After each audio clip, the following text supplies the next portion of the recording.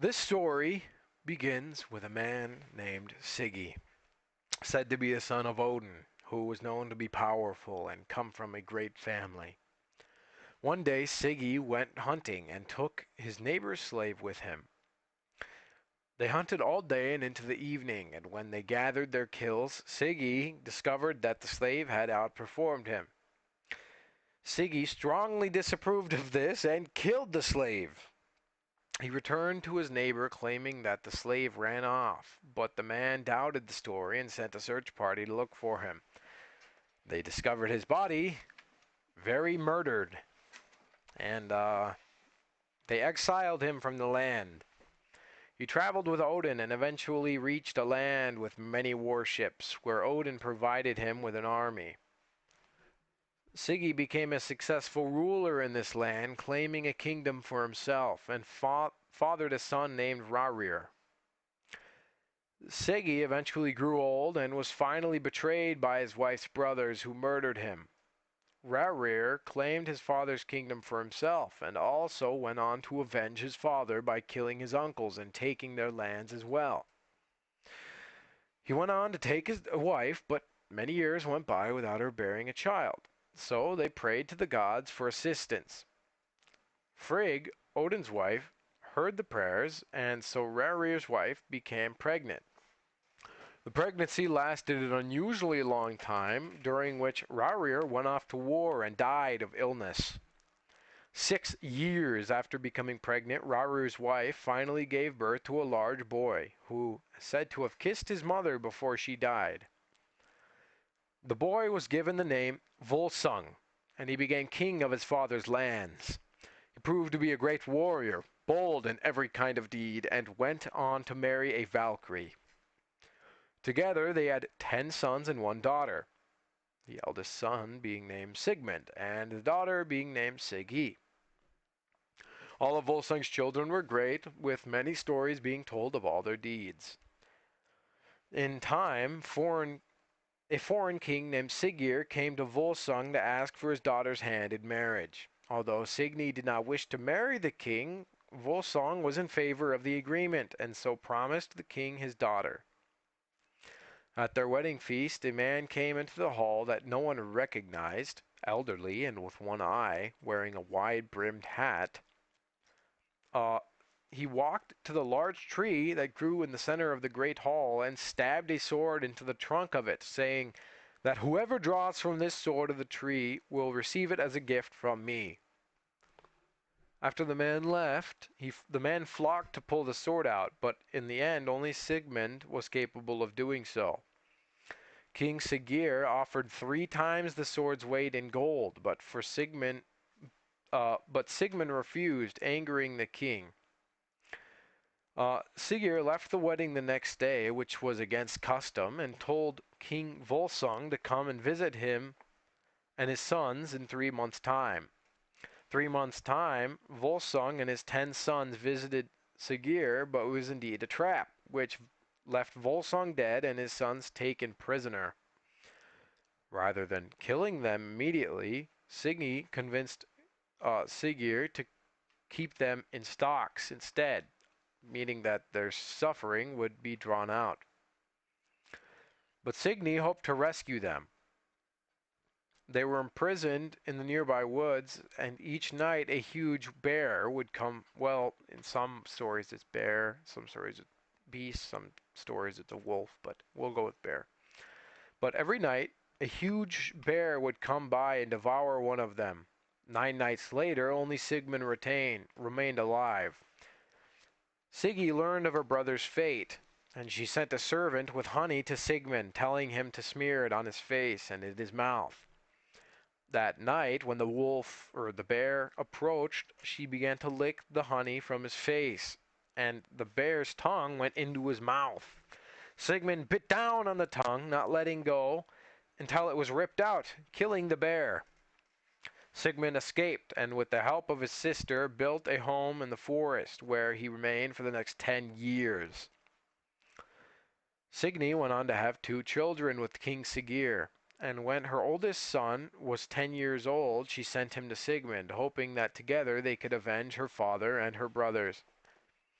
To test the boy, Sigmund told him to take a bag of flour and make some bread. That seems simple enough. But the boy refused, saying that there was something alive in the bag. Now, some stories elaborate on this and say that it was a snake that Sigmund purposely put in there. When Signy heard of this, she told Sigmund that the boy lacked courage and he should kill him. So Sigmund did so. A year later, she sent her other son, which the same events occurred and Sigmund killed him as well. Signy then talked to a beautiful witch, which was also powerful, asking her to swap bodies for a time. They did so, and with the witch's body, he went to go spend a night with King Siggeir. Or no. The witch went to go sleep with Siggeir, and Siggy used the witch's body to go to Sigmund. Yeah. So it's like a weird swap-a-roo here. But Sigmund gave the beautiful woman shelter, and the two spent 3 nights together. We can imply that they slept with each other. Uh, but before Signy returned and swapped bodies again, sorry. So after the 3 nights, we could say they slept with each other, and she returned to the witch after 3 days, and they swapped bodies again. Some time passed, and Siggy gave birth to another child named Finnjoli, the son of two Volsungs. When he was not quite 10 years old, Signy sent him to Sigmund, and as she had sent the first two. But Sinfioli passed the test that her brothers didn't. To harden the boy for the coming acts of revenge, the two wandered the forest, acting as bandits, killing men for money. By the time they went to go kill King Siggeir, Signy had had 2 more children with him, but they were killed by Sinfioli. Though they fought valiantly, they were eventually captured before they could kill King Siggeir. They were replaced in a burial mound with a massive stone, but Signy slipped them Sigmund's magical sword, in which they used to cut through the stone and escape. They burned the king's hall, killing them and his men, as well as Signy, who chose to die with the king now that her father's and brother's death have been avenged. Sigmund returns to his home country with Svinjoli and reclaims his father's kingdom. Sigmund married, and when his wife was pregnant, he was caught in a grand battle where Odin himself made an appearance. When Sigmund swung his sword at Odin, it shattered, and he ended up being mortally wounded in the battle. When his wife came for him, he said that Odin no longer wishes for him to draw his sword, but she should take the fragments and have it reforged, because his sons will do many great things with it. Not long after, she gave birth to Sigurd, who was said to have no match anywhere, in both achievements and in size. When Sigurd was older, he went into the forest and met a one-eyed man. I wonder who that is. Who gave him a horse that descended from Sleipnir. This horse was said to be the best of all horses. Sigurd is told by his foster father, Regin, that he should go out and claim some treasure, specifically by hunting down the dragon Fafnir. Fafnir had a massive treasure hoard and is said to be an evil dragon. Sigmund's sword was reforged, and when Sigurd swung it at an anvil to test it, he cut the anvil in two. Before going after Fafnir, however, he sought to avenge his father, so Sigurd took an army and went to war, emerging victorious. Sigurd then goes into the territory of Fafnir and digs a ditch to wait in until Fafnir passes over it. When Fafnir slithered over it, he stabbed him in the heart. As Fafnir lay dying, he asked Sigurd about his family and told them that both his treasurer as well as Regin will be the death of him. Part of Fafnir's treasure includes a cursed ring that would be passed on by bringing death to its owner. Regin then appears congratulating Sigurd for the victory and then proceeds to drink some of Fafnir's blood. He asked Sigurd to remove Fafnir's heart and roast it so that he may consume it. Sigurd did so, and while the heart was cooking, he tasted some of the juices running out, and suddenly he could understand the language of birds. Some nearby birds said that Sigurd should eat the heart himself, becoming the wisest of men, and kill Regin before he can betray him. Sigurd proceeded to do so, beheading Regin and ate part of Fafnir's heart. He then took Fafnir's treasure and rode to find a woman named Brynhild, mentioned by the birds.